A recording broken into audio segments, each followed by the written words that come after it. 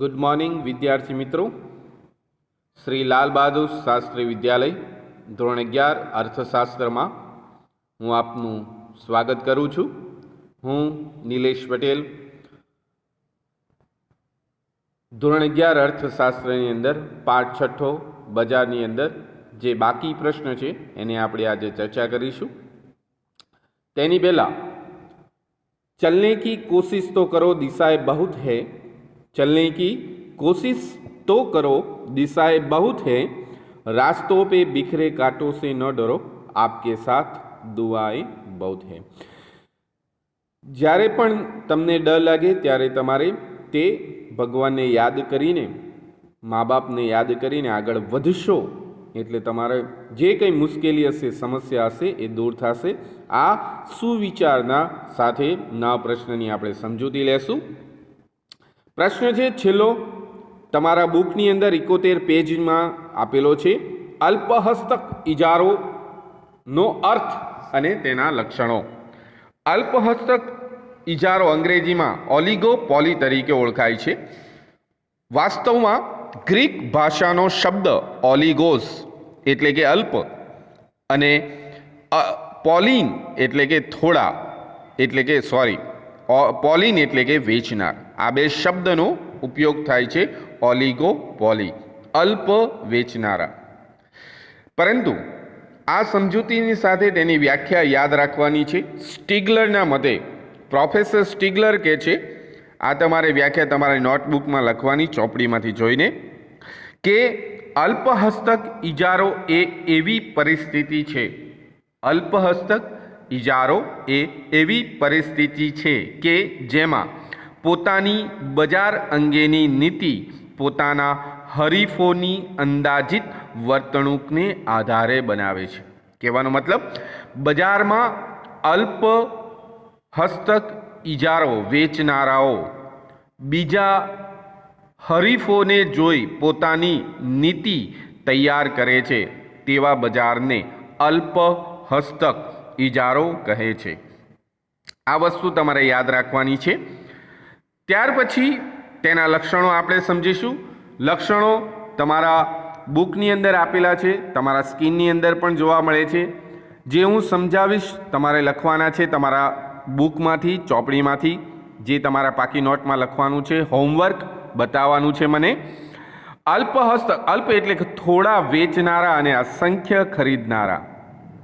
તમે પૂર્ણ હરીફાઈના બજારમાં સમજ્યા હશો કે અસંખ્ય ખરીદનાર અને વેચનારાઓ. ઇજારાના બજારમાં શીખ્યા આપણે એક જ વેચનાર, અસંખ્ય ખરીદનાર. જ્યારે અલ્પ હસ્તક ઇજારામાં અલ્પ વેચનારા અને અસંખ્ય ખરીદનારા. એટલે આ વસ્તુ તમને જોવા મળશે કે અલ્પહસ્તક ઇજારાની અંદર થોડા વેચનારા છે, પરંતુ ગણી શકાય એમ ખરીદનારા અસંખ્ય છે, કે જેના કારણે ખાસ કરીને વસ્તુની કિંમત ઉપર અસર પાડી શકતા નથી. પણ કોણ? ખરીદનાર.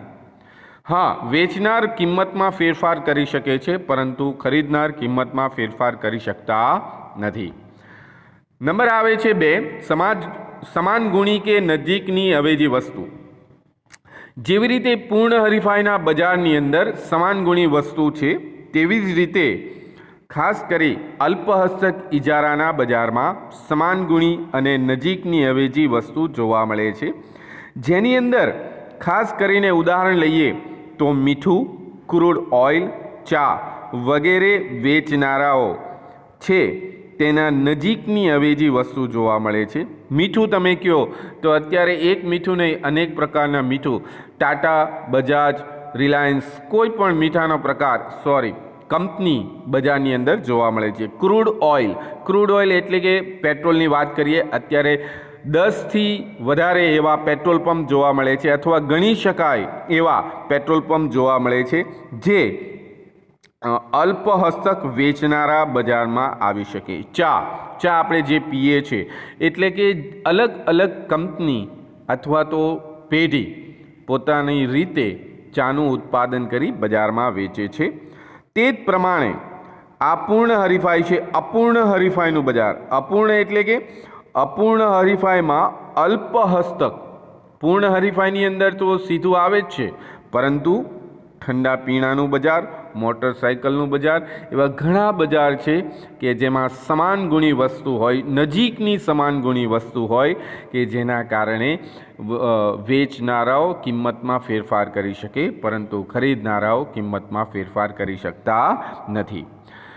નંબર આગળ 3, પેઢીઓનો પ્રવેશ. પેઢીઓનો પ્રવેશ એટલે જે આગળ ફરીથી હું તમને સમજાવી શકું કે પૂર્ણ હરીફાઈની અંદર ના બજારમાં પેઢીઓનો પ્રવેશ મુક્ત છે, એ જ રીતે અલ્પહસ્તક ઇજારાના બજારમાં પણ પેઢીઓનો મુક્ત પ્રવેશ છે. જે કોઈ પણ નફાને આકર્ષાઈને અંદર પ્રવેશી શકે છે અને જો નુકસાન થાય, ખોટ થાય, નુકસાન થાય તો બજારમાંથી જઈ શકે છે, બહાર જઈ શકે છે. તેથી અલ્પહસ્તક બજારની અંદર ના લક્ષણોમાં પેઢીઓનો પ્રવેશ મુક્ત છે. નંબર આગળ વેચાણ ખર્ચ. વેચાણ ખર્ચ એટલે શું?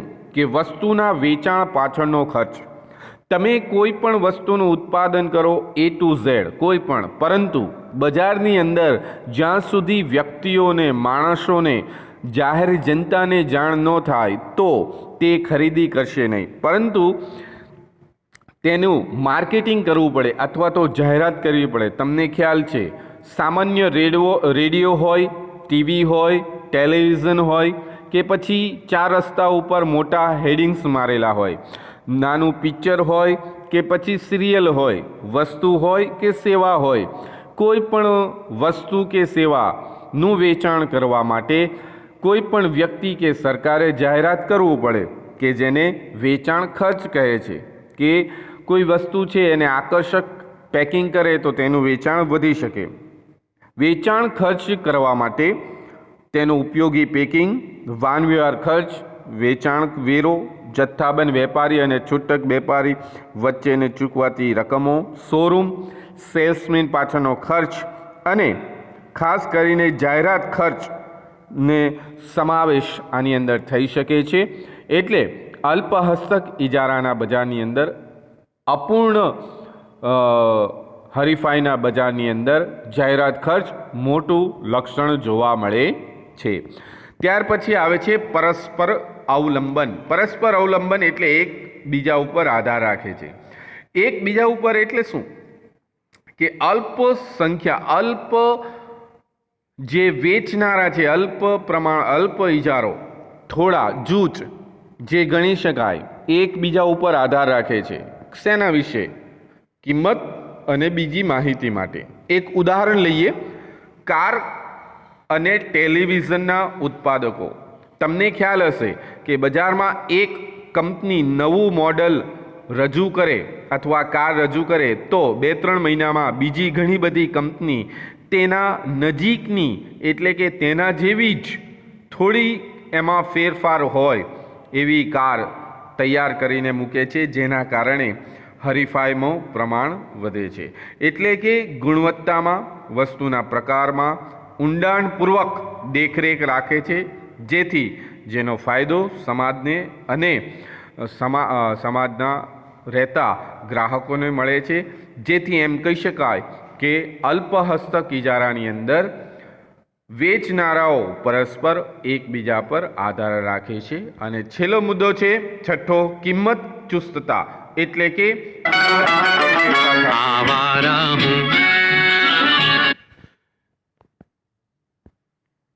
કિંમત ચુસ્તતા. કિંમત ચુસ્તતાની અંદર કહી શકીએ કે કિંમત ઓછી થાય, પણ એ ખાસ કરીને ચોપડીમાં તમારે ધ્યાન રાખવું પડશે. પેજ નંબર 72 ઉપર આપેલું છે કે અલ્પહસ્તક ઇજારામાં પેઢીઓની સંખ્યા અલ્પ હોય છે.